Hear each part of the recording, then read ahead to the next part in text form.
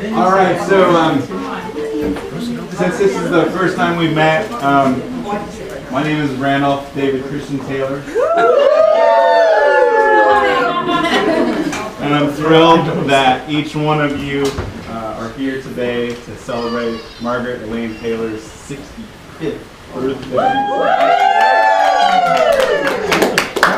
You know, something happened back in, I think it was in November of 1972, because about 9 months later, I was born the oldest son, August 1st. I have no idea. Well, your kids learned it. That we believe, Chris. While I refuse to acknowledge the details of 1972, I'm certain that it's a great thing that it happened. I'm your MC and your host for this evening, which will certainly be a great time. And so there's been many surprises this evening, afternoon, day for you, which is great. There's too many to count here. And we're about to begin another one. Oh no. Which is going to be fun. It's going to be good. How many times have you heard that? So it's my privilege to start the show and announce, Margaret Taylor, this is your life. So at the time that you were born, Mom, there was this radio program, 1948 to 52. I don't remember any of this, but called This Is Your Life. For those of you not around and listening to the radio, let me fill you in. In the show, the host surprises a guest and proceeds to take them through their life in front of an audience, including special guest appearances by colleagues, friends, and family. The radio show was brought back several times as TV shows up until the early 80s. We're not going to embarrass you. There aren't any giant people jump out of cakes or anything like that. Yeah, all the surprises are here. Okay. Be afraid. So we have some prepared photos and memories for each section we'll be covering, but we do not have the producers of NBC television shows, or the budget. So we need your help. We need your participation. The presentation will be very casual, and we want our guests to feel comfortable to share memories that honor and show the love that we have for Margaret Taylor. So it's not really a TV show. Please feel free to get up and move around, get some food and drinks. Your participation is critical, though, and it's going to add so much more to the show. So here's a little agenda of basically what we're going to be going through as we have a great time tonight. It's just a rough idea. First, we're going to start with birth, childhood, and teenage years. Then we're going to get some food, very important step. We've got a taco cart, so it's pretty much, make your tacos any which way you want. And the taco cart will be here from 4:30 to 6:30, is that right? Yeah, so as much as you want, but at 6:30. And then we'll jump into single adult years, marriage, young married years. Take a break. Can you guess what happens next? Children. Children card. Everyone's excited. That's what on everyone's mind is, when's the cake? So then after children, we're going to take a break. What's going to happen next? Cake. Cake, yes. Happy birthday cake and ice cream. And then we'll jump into child raising, ministry, and then the Grammy T Years. So please be thinking of memories you can share with Margaret and the rest of us. And most importantly, just have a great time. So we're going to get it started with Tim, who's going to start with the early years. I gotta give it a go.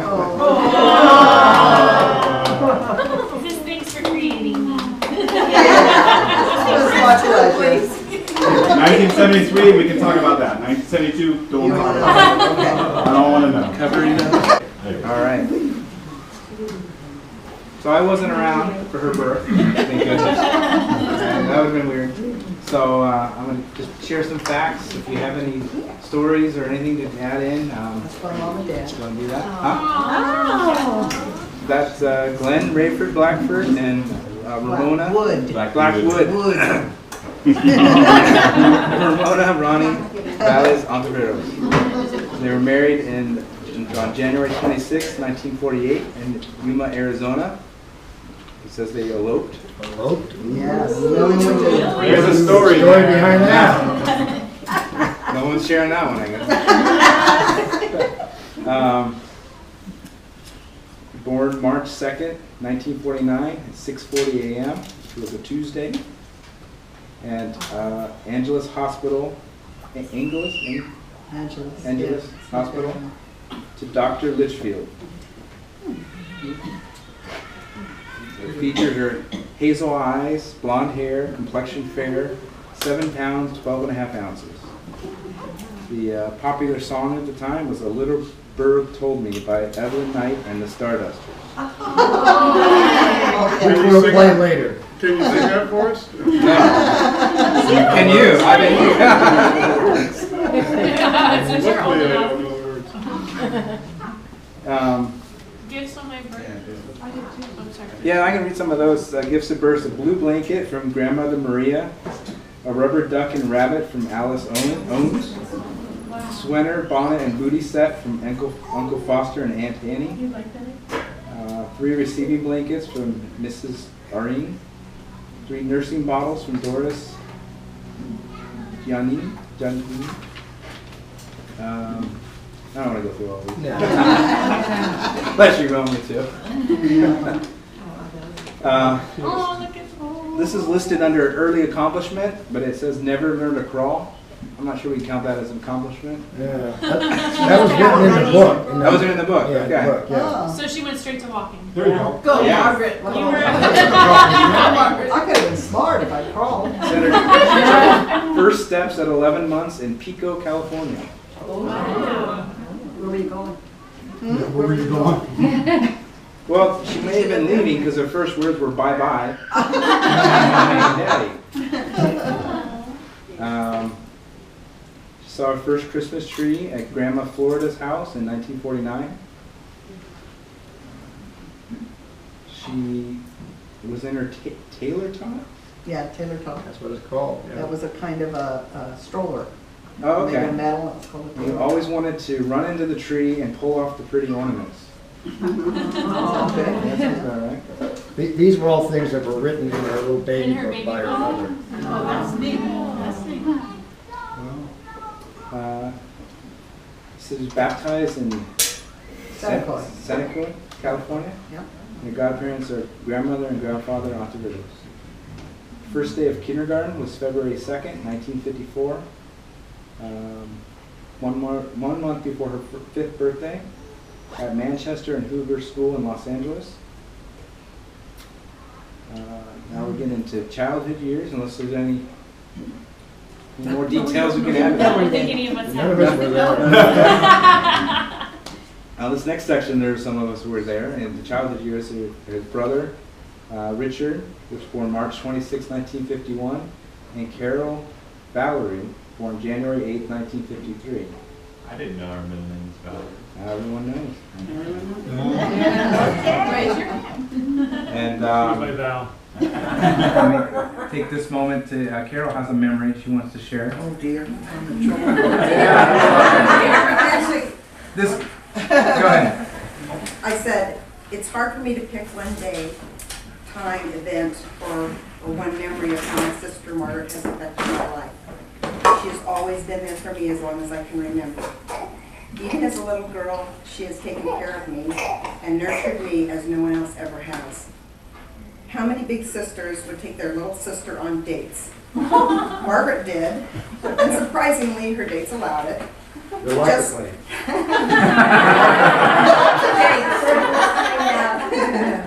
Just to get me out of the house when there was trouble at home.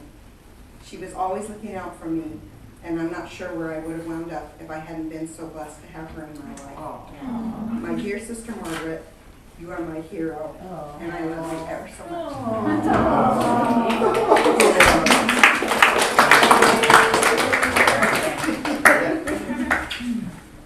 I was the big sister.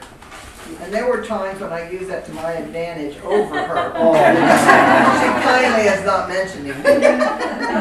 She was so sweet and gullible. She'd pay me off with something if I'd say I confessed to something she'd done. Yeah.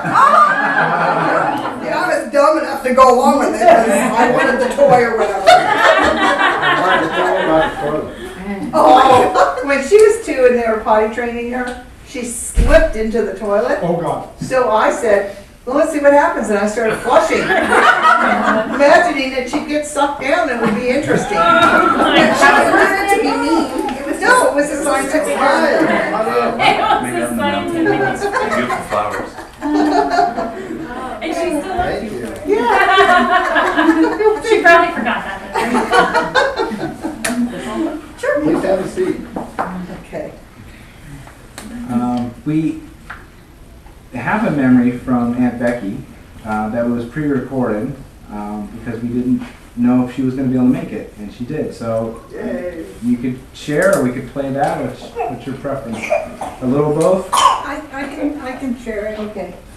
We used to go over to my cuñado's house, which is right here, and he made the best hamburgers. But Marge would say, oh, they're back again. She'd start shoving things in the closet under the bed. Come here, kids. And Oh, me she probably wondered, God, they're here all the time. And then she grew up, and then she finally got married and had children, and she said, now I know. Yeah. No, I used to tell people my Aunt Becky's mean. She won't let us jump on the bed. She won't let us beat each other senseless. She won't let us start a campfire in She the that's rude. bedroom. She's mean. And I grew up and had kids, and guess what? I'm mean. And now she's a wonderful mother. We bonded so much Yeah. more now that we're older. She understands. She understands and I understand her, and I've gone to visit her, and we even made tamales. Yes, we Oh, do. Man. It's a lot of work, but when she goes by Oxnard, can I stop by? Yes, you can stop. We'll go eat. Yeah. But this last time I had bronchitis, and I said, you can stop. Craig said, we're not, next time. So she is very special. Thank you.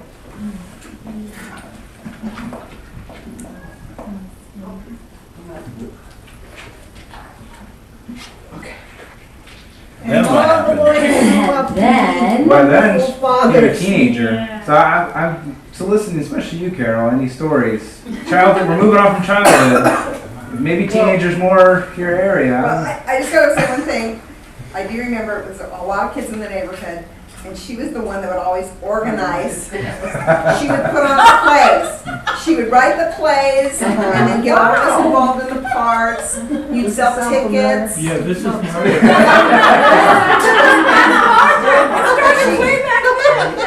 Yeah, she was always the one that was coming up with ideas to keep us all from getting killed. I always said that my teenage years, the motto for that is, our family put the fun in dysfunctional. How many brothers and sisters did you have? Just one brother and one sister. It was a little crazy around our house, and we kind of had to hang together to survive. So I was glad to see the teenage years go away. And the thing was really hard. They're coming because Christy's You know, gonna. the teenagers aren't quite going Oh, fast yeah,